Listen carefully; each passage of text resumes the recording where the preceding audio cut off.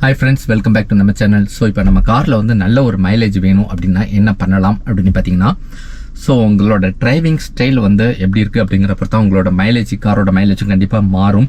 எப்படி பார்த்தீங்கன்னா, நிறைய பேர் வந்து ஆரம்பத்தில் இனிஷியலில் வந்து ஃபஸ்ட் கியரில் வந்து ஓவர் ஆக்சிலேட்டர் கொடுப்பாங்க. அதாவது எந்த இடத்துல சிக்னல் இருந்தாலும் சரி, எல்லாம் இருந்தாலும் சரி, டக்குன்னு கொஞ்சம் ஆக்சிலேட்டர் வந்து ரொம்ப ஃபோர்ஸாக ரைஸ் பண்ணுவாங்க. கார் நல்ல ஒரு ஸ்பீடாக மூவ் ஆகும்.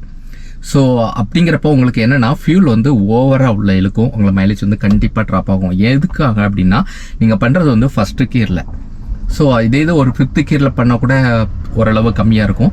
பட் ஃபஸ்ட்டு கியரில் நீங்கள் எவ்வளோ தூரம் ஆக்சிலேட்டர் ப்ரெஸ் பண்ணுறீங்க இனிஷியலில் மூவிங்க்கு அப்படிங்கிறது வந்து மைலேஜை டிபெண்ட் பண்ணும்.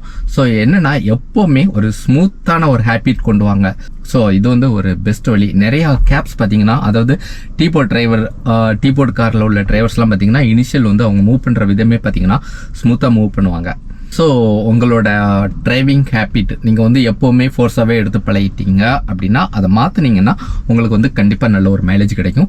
நெக்ஸ்ட்டு வந்து பார்த்தீங்கன்னா, எந்த காருமே பார்த்தீங்கன்னா நீங்கள் 100 உள்ள மெயின்டைன் பண்ணால் கண்டிப்பாக உங்களுக்கு மைலேஜ் நல்லாயிருக்கும். நீங்கள் 100க்கு மேலே போகிறப்போ வந்து நிறைய மைலேஜ் ட்ராப் ஆகும். நெக்ஸ்ட் தேர்ட் பாயிண்ட் என்னென்னு பார்த்தோம்னா, உங்களோட கார் டயர் ப்ரெஷர் வந்து எவ்வளோ இருக்குன்னு பார்த்துக்கோங்க. அடிக்கடி செக் பண்ணிக்கலாம், ஒன்றும் வந்து தப்பு இல்லை. ஒரு 10 டேஸ்க்கு ஒரு திருப்பு, அது வந்து உங்களோட வீல் டைப்பை பொறுத்து இருக்குது. ஸோ அந்த மாதிரி செக் பண்ணிங்கன்னா ஏர் ப்ரெஷர் வந்து கரெக்டாக இருந்துச்சுன்னா கண்டிப்பாக உங்களுக்கு மைலேஜ் வந்து நல்லாயிருக்கும். நம்ம வந்து அவ்வளோ ஏர் ப்ரெஷர் வந்து கேர் பண்ணிக்கிறது கிடையாது. பட் ஏர் ப்ரெஷர் வந்து மைலேஜுக்கு வந்து ரொம்ப ரொம்ப ரொம்ப முக்கியம் அப்படின்னு தான் நான் சொல்லுவேன். ஏன்னா நீங்கள் கம்மியான ஏரை வச்சுட்டு உங்களுக்கு வந்து உங்கள் காரில் ஒரு 20 கிடைக்கும், மைலேஜ் 20 கிடைக்குன்னா, உங்களுக்கு கரெக்டான ஏர் இருந்தால் கண்டிப்பாக 2 கிலோமீட்டர் வரைக்கும், 2லேருந்து 3 கிலோமீட்டர் வரைக்கும் கூட அதிகமாக கிடைக்கிறதுக்கு வாய்ப்பு இருக்குது அப்படி தான் நான் சொல்லுவேன். அதான் ஃபேக்ட். ஸோ அதனால் ஏர் ப்ரெஷர் வந்து கரெக்டாக இருக்கிற மாதிரி பார்த்துக்கோங்க. ஏர் வந்து ரெகுலராக செக் பண்ணிக்கோங்க. அது வந்து ஒரு பெஸ்ட் வழி. அடுத்து மூணாவதாக என்னென்னு பார்த்தோம்னா, நிறைய பேர் பார்த்தீங்கன்னா காருக்குள்ளே வந்து தேவையான பொருள்லாம் நிறைய வச்சுருப்பாங்க. அதாவது வீட்டில் உள்ள வைக்க வேண்டிய திங்ஸ் எல்லாமே பார்த்தீங்கன்னா கொஞ்சம் வெயிட்டான பொருள் கூட. கார் உள்ளே பார்த்தீங்கன்னா டிக்கியில் ஸ்டோர் பண்ணி வச்சுருப்பாங்க, உள்ள டேஷ்போர்டில் ஸ்டோர் பண்ணி வச்சுருப்பாங்க. அங்கங்கே நிறைய திங்ஸ் இருக்கும். அது வந்து ஒரு 100 kg வரைக்கும்லாம் பார்த்தீங்கன்னா நிறைய பேர் கார் உள்ளே அப்படியே வச்சுருப்பாங்க. தேவையில்லாத டைமில் மட்டும் தான் எடுத்து வெளியே போடுவாங்க, மற்ற டைம் பார்த்தீங்கன்னா உள்ளே இருக்கும். ஸோ அந்த மாதிரி தேவையில்லாத பொருள் இருந்துச்சுன்னா அதை தூக்கி வெளியே வச்சுக்கோங்க. உங்கள் காரோட எடை ஒரு 100 கிலோ குறைஞ்சா கூட அது வந்து ஒரு 0.10 ml அந்த மாதிரி மைலேஜ்னாலும் உங்களுக்கு கிடைக்க வாய்ப்பு இருக்குது. கண்டிப்பாக அது வந்து யூஸ்ஃபுல்லாக இருக்கும். அடுத்த பாயிண்ட் மைலேஜ் கிடைக்கிறதுக்கு நல்ல ரெகுலர் ஸ்பீடு, அதாவது ஒரே ஸ்பீடு. இப்போ வந்து ஒரு இடத்துல 80ல் போயிட்டு இருக்குங்கன்னா, அந்த 80லே கரெக்டாக போயிட்டு இருந்தீங்கன்னா உங்களுக்கு கண்டிப்பாக மைலேஜ் நல்லாயிருக்கும். பட் வந்து அந்த 80லே வச்சு வந்து கரெக்டாக ஆக்சிலேட்டர் மிதிச்சுட்டு இருக்க முடியாது. 85 போகும், சப்போஸ் 78 வரும். ஒரு 3-4-5 கிலோமீட்டர் வரைக்கும் வந்து வேரியாக வாய்ப்பு இருக்குது. ஸோ இதை அவாய்ட் பண்ணனா, இப்போ வர்ற கார்லாம் பார்த்தீங்கன்னா உங்களுக்கு வந்து க்ரூஸ் கண்ட்ரோல் இருக்கும். ஸோ நீங்கள் க்ரூஸ் கண்ட்ரோல் இருந்தால் நல்ல இடத்துல வந்து ஒரு 80-90 அந்த மாதிரி இதில் வச்சு நீங்கள் க்ரூஸ் பண்ணி விட்டீங்கன்னா கண்டிப்பாக உங்கள் மைலேஜ் வந்து இன்க்ரீஸ் ஆகும். ஓகே, அடுத்த மைலேஜ் இன்க்ரீஸ் பண்ண என்னென்னு பார்த்தோம்னா, நிறைய பேர் சொல்லுவாங்க இப்போ சிக்னலில் வந்து 1 நிமிஷம் அப்படி இல்லை 1.5 நிமிஷம், சில டைம் 2 நிமிஷம் காட்டும். அந்த டைம்லாம் பார்த்தீங்கன்னா காரை வந்து நம்ம ஆஃப் பண்ண மாட்டோம். நீங்கள் வந்து கார் உள்ள ஏசி நிற்கணும், வேர்க்கக்கூடாது. அந்த மாதிரி கண்டிஷனுக்கு வந்து நீங்கள் காரை ஆன்லேயே வச்சுக்கலாம். மைலேஜ் ட்ராப் ஆனாலும் போனாலும் பரவாயில்ல அப்படிங்கிறத வச்சுக்கலாம். பட் ஒரு 1 நிமிஷம் 2 நிமிஷம் வைக்க நிற்கிற மாதிரி இருந்தால் நீங்கள் காரை ஆஃப் பண்ணிட்டு ஆன் பண்ணலாம். அது தப்பே இல்லை. நிறைய பேர் சொல்லுவாங்க, அந்த 1 நிமிஷம் தானே, அதுக்காக வேண்டி நம்ம ஆஃப் பண்ணிட்டு திரும்ப ஆன் பண்ணுற டைமில் வந்து ஆன் பண்ணுறப்போ வந்து ஃபீல் ரொம்ப இழுக்கும் அப்படிங்காங்க. அது வந்து பார்த்தீங்கன்னா ஓல்டு மாடல் கார். ஸோ இப்போ வர்ற கார்லாம் பார்த்தீங்கன்னா ஸ்டார்டிங்கில் நீங்கள் காரை இன்ஜின் ஆன் பண்ணுறப்போ வந்து ரொம்பலாம் உங்களுக்கு ஃபீல் இழுக்காது, ரொம்ப கம்மியாக தான் இழுக்கும். நீங்கள் 1 நிமிஷம் காரை வந்து ஏசி போட்டு ஆனில் விடுறத விட கண்டிப்பாக கம்மியாக தான் இழுக்கும். அதனால தைரியம் நீங்கள் காரை வந்து எப்போனாலும் ஆஃப் பண்ணிட்டு ஆன் பண்ணிக்கலாம். ஸோ ஒரு 2 மினிட்ஸ் நிற்கிறேன், 3 மினிட்ஸ் நிற்கிறேன், ஃப்ரெண்ட்ஸ் யாராவது வராங்க, நீங்கள் காரில் உட்காந்துட்டு ஒரு 2 நிமிஷம் 3 நிமிஷம் பேசுறீங்க அப்படின்னா தயவுசெய்து உங்கள் காரை ஆஃப் பண்ணலாம். அதை பற்றி தப்பே இல்லை. நீங்கள் ஆன் பண்ணும்போது கண்டிப்பாக அது லோ ஃபீல் தான் இழுக்கும். இப்போ வர்ற கார் எல்லாமே அப்படி தான் வடிவமைத்து இருக்கிறார்கள்.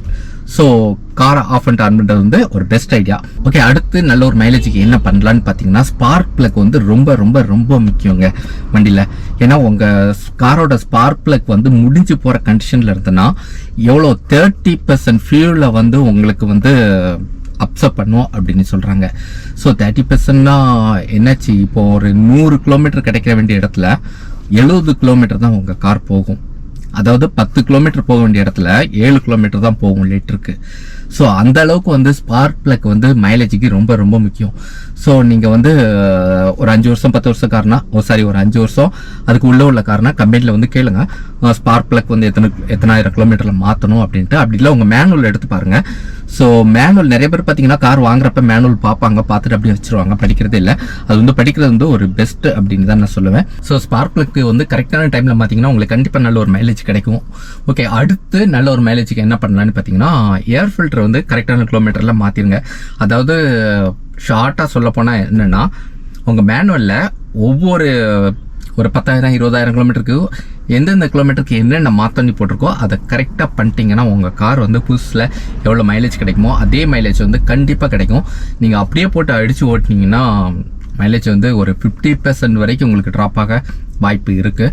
ஸோ மைலேஜ் இன்க்ரீஸ் பண்ணிக்கோங்க.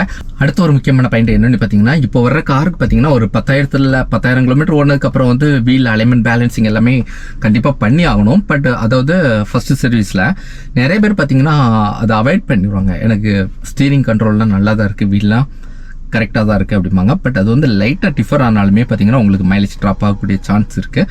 அதனால பேலன்சிங் அலைன்மெண்ட் எல்லாம் எந்தெந்த கிலோமீட்டர் கரெக்டாக பண்ணணுமோ அதை பண்ணிடுங்க, அதான் பெஸ்ட்டு. ஓகே, ஃபைனலாக இது வந்து தேவையான்னு எனக்கு தெரில. பட் ஒரு சிலர் இப்போ ஒரு ஆளை வந்து நீங்கள் மீட் பண்ண போகிறீங்க, எப்போனாலும் வாங்க அப்படின்ட்டாங்கன்னா அந்த வந்து ரஷ் ஹவராக இருந்தால் அதை அவாய்ட் பண்ணிட்டு ஃப்ரீயாக இருக்கிற டைம் வந்து நீங்கள் போங்க.